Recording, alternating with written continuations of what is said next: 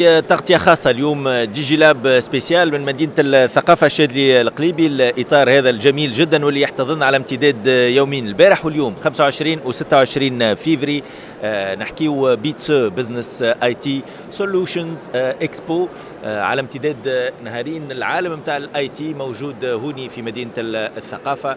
اليوم ديجي لاب سبيسيال نرجو معكم في تغطية خاصة لليوم الثاني البيتس. باش نبداو مع ضيافنا ونستقبل ضيفنا من المغرب سي عبد الله المراكشي اللي هو ديريكتور ريجيونال تونيزي ماروك السيج. اهلا وسهلا بك سي عبد الله، مرحبا، شرفتنا. بارك الله فيك، يعيشك سي وليد، ميرسي بور لانفيتاسيون.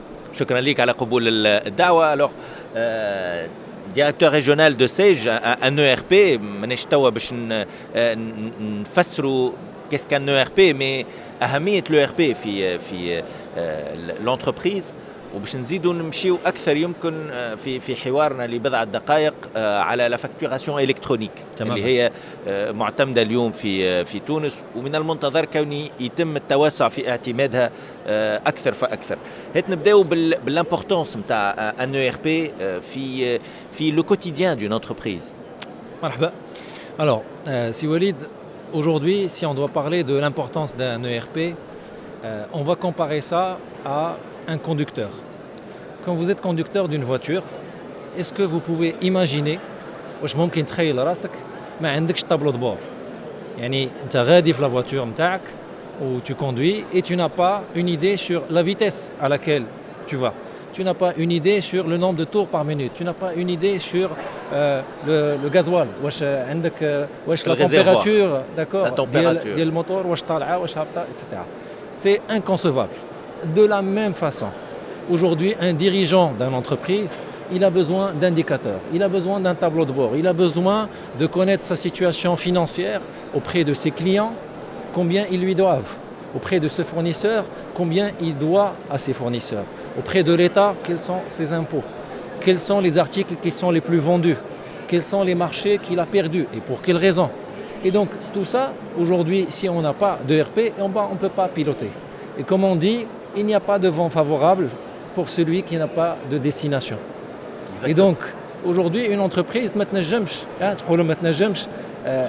piloter la performance, piloter finalement les process, la productivité, l'efficacité d'elle, là, on a un ERP pour organiser et structurer son activité.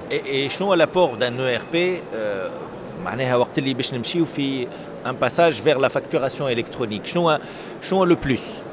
Alors le plus, خاصنا نفسروا اشنا هي la facturation électronique déjà. Aujourd'hui, la facturation électronique, c'est les entreprises, ils ont quand on établit une facture pour un client, quand on reçoit une facture de la part d'un fournisseur, eh ben on fait du business tous les jours, et au mois de mars, c'est-à-dire à la fin de l'année, on vient et on déclare notre bilan.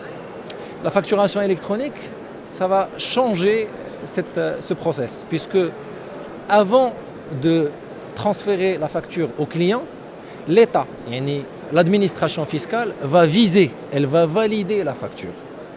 Et donc, toutes les transactions que va faire une entreprise avec ses clients, avec ses fournisseurs, vont être validées au préalable, vont être déclarées au préalable auprès de l'administration fiscale. Et ça change tout dans la gestion. Ça veut dire qu'on n'aura plus, d'accord, la possibilité de revenir sur certaines transactions, de les rectifier, etc. Et donc, si une entreprise est déstructurée, enfin, elle n'est pas structurée, elle est désorganisée, eh bien, elle va se retrouver avec énormément d'erreurs, énormément de pénalités.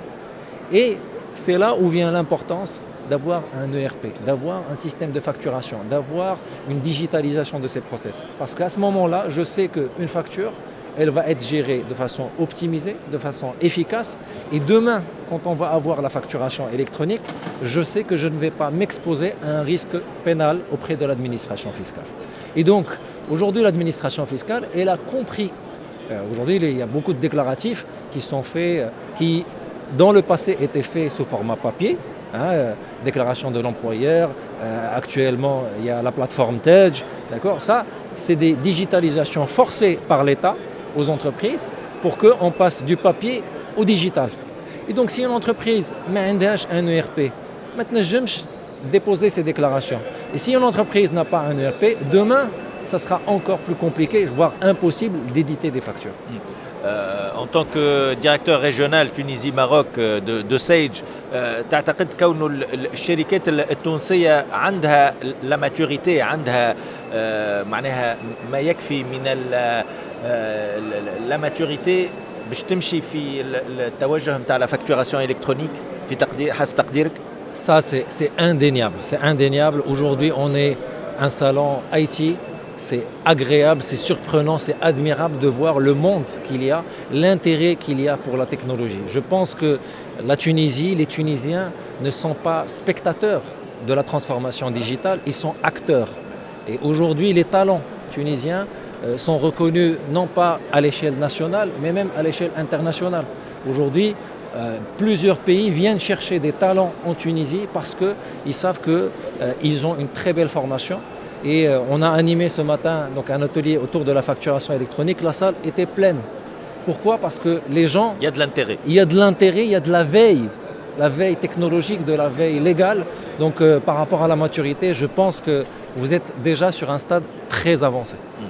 نذكروا لي لا فاكتوراسيون الكترونيك الى حد الان ما زالت معتمده ما بين معناها البزنس تو جفرمنت، معناها الشركات في معامله مع الدوله والاداره، معناها خاصه الادمينستراسيون فيسكال كما ذكرت سي عبد الله، لكن من المنتظر كونه تتوسع اكثر باش تولي ما بين بزنس تو بزنس، معناها ما بين الشركات في حد ذاتها. En fait, pour faire un peu d'histoire, d'accord. La facturation électronique, ce n'est pas un sujet qui est nouveau. La facturation électronique, elle a commencé en 2006.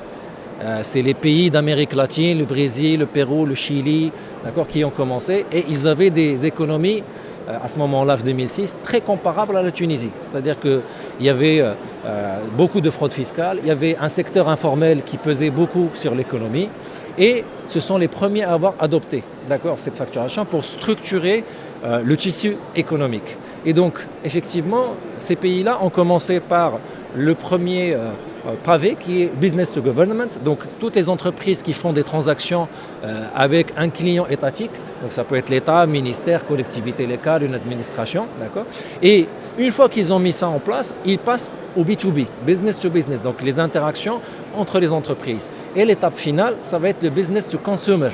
C'est carrément donc les transactions que nous, d'accord, en tant que particuliers, avec monsieur tout le monde. Voilà. Et finalement, d'accord, donc ça sera tout le monde.